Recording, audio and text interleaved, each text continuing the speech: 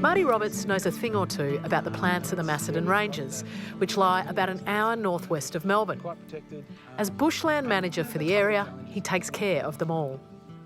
Marty, tell me about the reserves of the Macedon Ranges. Well, they're really diverse. We go to the top of Mount Macedon, 1,008 metres, and we're in alpine vegetation. You come right down to the valleys below and you're in, we've got some really good grassland remnants as well around here, and we've got these spectacular woodlands as well, and woodlands are pretty rare and depleted across the landscape. And why are they so depleted?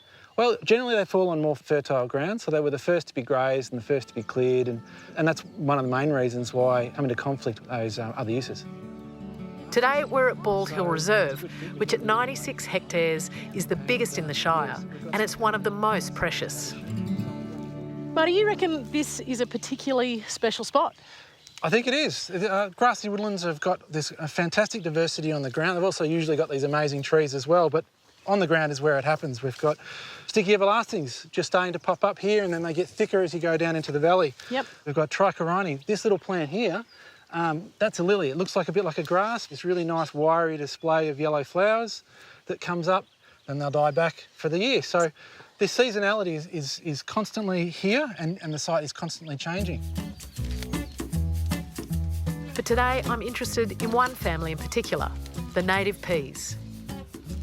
We're not the only ones out here today. Volunteers are scouring the hills to locate and identify some special species. Ecologist Carl Joost is coordinating the project, and he's passionate about peas. Well, they're a pretty amazing group of plants. I think, in terms of diversity, they're one of the most diverse families in the world. So there's a lot of peas around, very common in our native ecosystems. Actually the third largest plant family in the world, and obviously very important for humans in terms of our agriculture and food production. And when you go into the bush, you'll see a lot of different species around. There's very high diversity and really important for a lot of different plants and animals to have the peas in the ecosystem. I think the reason for their success is their ability to fix nitrogen. So what they can actually do is they've got these roots which have these nodules, and in the nodules are these bacteria which can actually fix nitrogen from the atmosphere.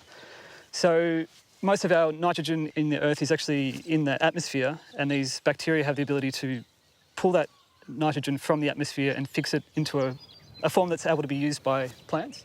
You're looking for a really special little pea here. Yeah, so the one we're looking for is called the clover Glycine, and it's a nationally threatened species. And there's not many populations in central Victoria, and at this reserve, Bald Hill, we have quite a healthy population. I had the Friends group out here doing a bit of a search for the species to try and map as many of the plants as we can find. Nice ones here. And we found nearly 500 plants, so it's quite a significant population here. The hero of the day is the Glycine latrobeana, which we've happened to have some here on the edge of the path. Oh, wow. And once you get your eye in on this, you suddenly look up and then you go, oh, there's one, oh, there's one, there's one. Comes through October through to late November, December. This is the one that we're all sort of excited about. So it's that classic pea-shaped flower? Yeah. It's like, is it going to get any bigger?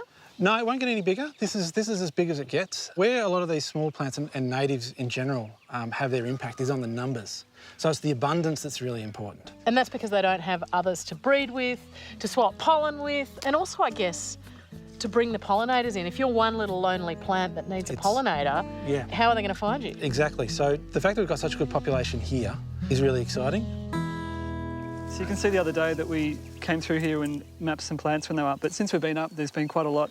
I think the plants are really starting to flower now. So we mapped quite a few plants through here, but now we've got probably almost twice as many. So what we'll do is we'll walk through here and where we've marked with the flags, and we'll do another count of the plants and we'll map them using the app.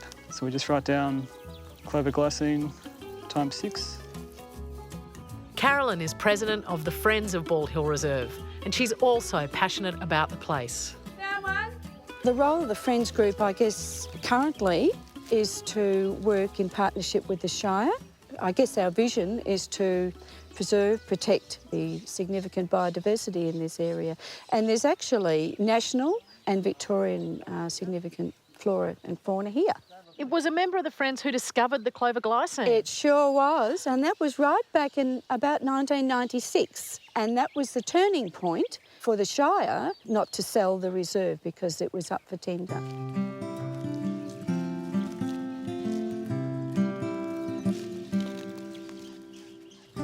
It's a really good news story, and I mean, involving so many people. It is worth it, all looking for this little plant? Yeah, you don't have to go to the ends of the earth to find threatened species. We're lucky that this is something that exists here. A special little plant, it's unique, it adds to that diversity that we're seeing decline in the landscape, and we really weren't trying to arrest that. We've got a pretty narrow window to do that, and I think we're up for it.